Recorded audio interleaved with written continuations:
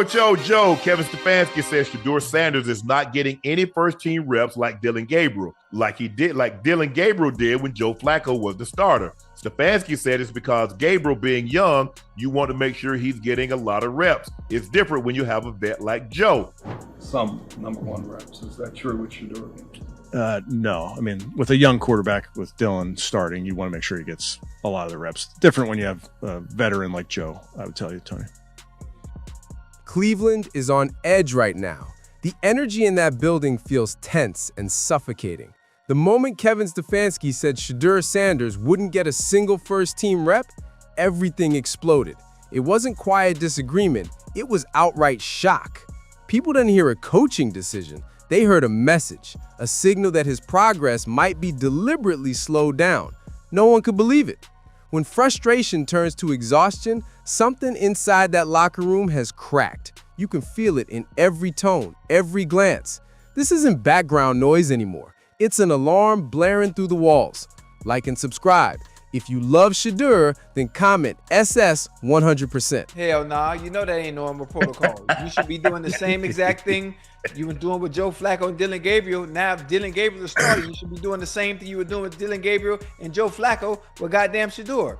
It's a bunch of trash, and all that is telling me is that Shedeur is not closer to getting the starting job until Dillon Gabriel shows that he just can't get the job done. And that's why I say they're probably maybe towards the end of the season, maybe last 3 weeks.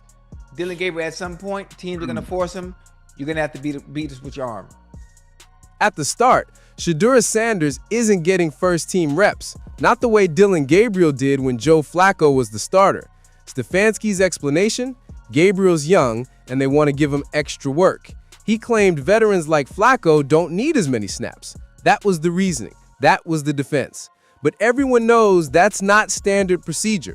Shedeur's been around the game long enough to recognize the difference between genuine development and locker room politics. He's seen how these things play out. The process should be identical.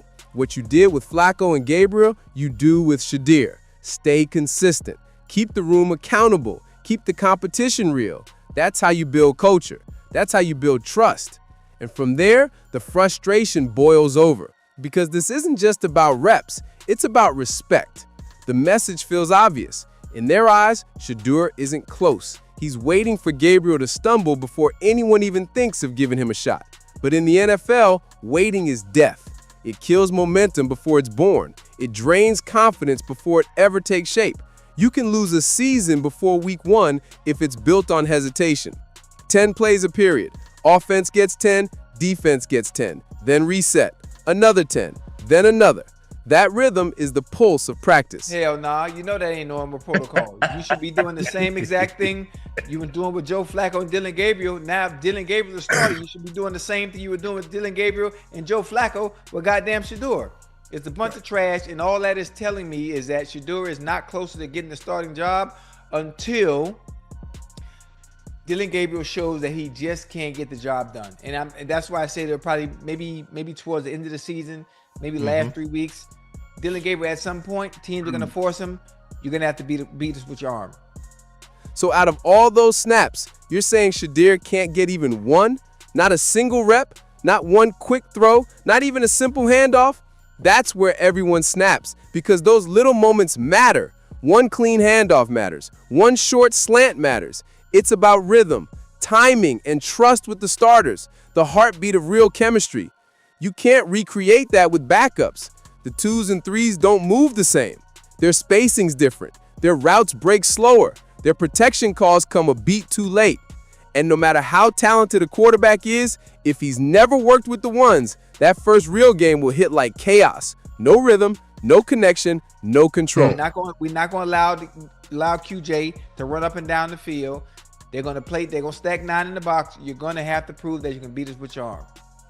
That's it. Yeah, you're right. I mean, I think, look, everywhere I've been, even when we had veteran quarterbacks or whatever, he get 1 or 2 reps. I ain't know. Obviously, normally, I don't know how it was, but we had 10 plays. We ran 10 plays per period. Offense got 10, defense got 10. Right. Offense got 10, defense got 10. Okay, special teams, do what they do, whether it was punt return, kick return, whatever the case may be. And then guess what, Ocho? Another 10, another 10, another 10, number 10, Yeah. so forth and so on. But you mean to tell me Shedeur can't get 1 rep, 2 reps with the starters? I mean, Out of 10 reps, he can't get 1. He says it straight, no sugarcoating. You mean to tell me Shedeur can't get even 1 rep, 2 snaps with the starters? Fans are asking the same thing, because this isn't any rookie. This is Shedeur Sanders, NFL bloodlines, discipline, proven leadership, built for the moment. So how can he be ready if he never steps on the field with the ones? Then the focus shifts to the other side of the room. This setup gives Dillon Gabriel unnecessary comfort. When one guy gets all the reps, that sends a message. Your spot is safe, no pressure. But in the NFL, comfort is dangerous. Competition sharpens teams. Pressure brings out greatness. Take that away and complacency slips in before anyone realizes. Stefenski's logic, protecting a young quarterback by overloading him with reps, might backfire. It sounds safe, even thoughtful, but it misses the bigger picture. You're not just developing Gabriel, you're building a roster that must stay ready for chaos. Quarterback rooms collapse when depth becomes an illusion. Every veteran knows the truth. This is the NFL, bro. You're one play away, one bad step, one rib shot, one off read, and then Shedeur is in the game without a single live rep with the starters. That's not preparation. That's a setup for disaster. Then comes the speed talk. Ocho nails it. The NFL runs at warp speed. College is quick, practice is quicker. But Sundays, that's another universe. From the sideline, it looks controlled. Step inside the pocket, and it's a blur. Defenders closing faster, windows shrinking in seconds, reads stacking on reads. Your mind runs a race against a clock that never stops ticking. What would that do, Unc? That would be wasting time. Getting 1 or 2 reps with the starter is wasting time. And obviously, on Stefanski's side, also, it can give Dillon Gabriel some type of what's the word I'm looking for? Some type of security. Okay, my job is not in jeopardy. I'm not playing as well as I think I should be playing. So I'm getting all the reps to make sure that those reps actually count in practice. And once I get into the games, I'm familiar with those situations.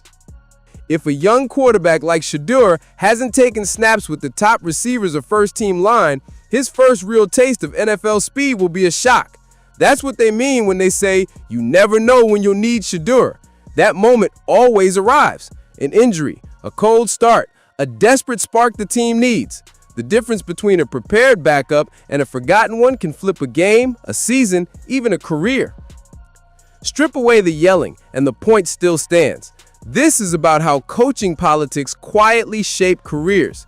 Giving a young quarterback 0 reps isn't efficiency, it's judgment. It's the staff saying, we don't believe you're ready. But here's the contradiction. How does a player ever get ready if he's never allowed to try? Veterans like Unc have seen this cycle for years. Young talent fades, not from lack of ability, but from lack of opportunity.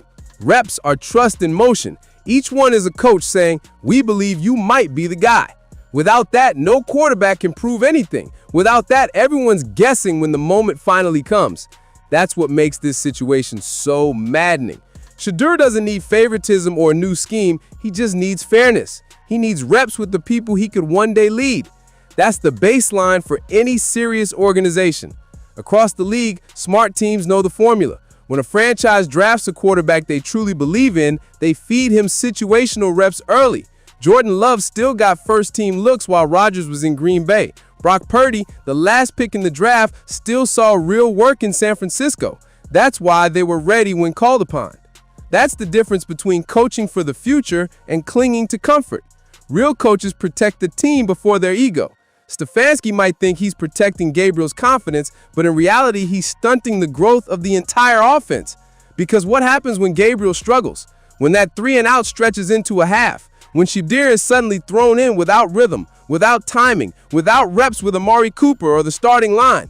Then the Browns don't just lose a drive, they lose months of preparation. That's not fair to Shedeur. It's not fair to the locker room, and it's not fair to the fans who expect readiness from day one. Having a veteran like Joe Flacco doesn't mean freezing the room.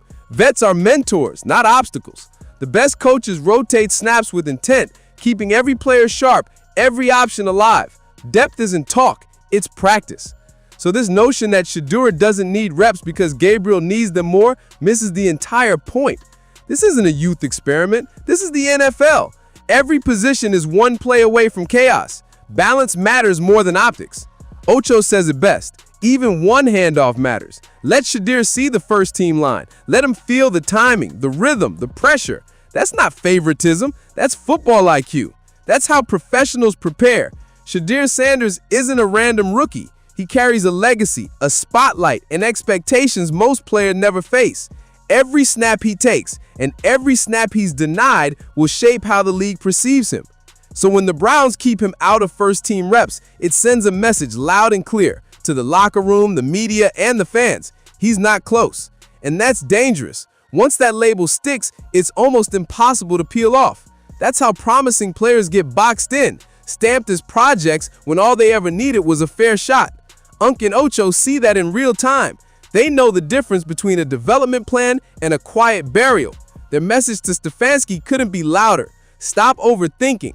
Let the kid play. Give him snaps with the starters. Let him command the huddle. Let him feel the game speed. Build confidence, not barriers. Because that one play will come. It always does. And when it does, you'll wish those reps were already in the bank. If they aren't, the blame won't fall on Shedeur. It'll be on the staff that chose comfort over preparation. The league moves too fast for hesitation. It doesn't wait for plans to mature. Rookies must adapt now. Sheltering a quarterback doesn't protect them, it handicaps the team. Every wasted rep is time you never get back. What's happening in Cleveland fits a bigger NFL pattern. Coaches preaching development while really protecting reputations and safe choices. The great franchises do it differently. Kansas City, San Francisco, Baltimore. They trust their depth, they trust competition, they trust the next man up. That's how you survive injuries, slumps, and chaos.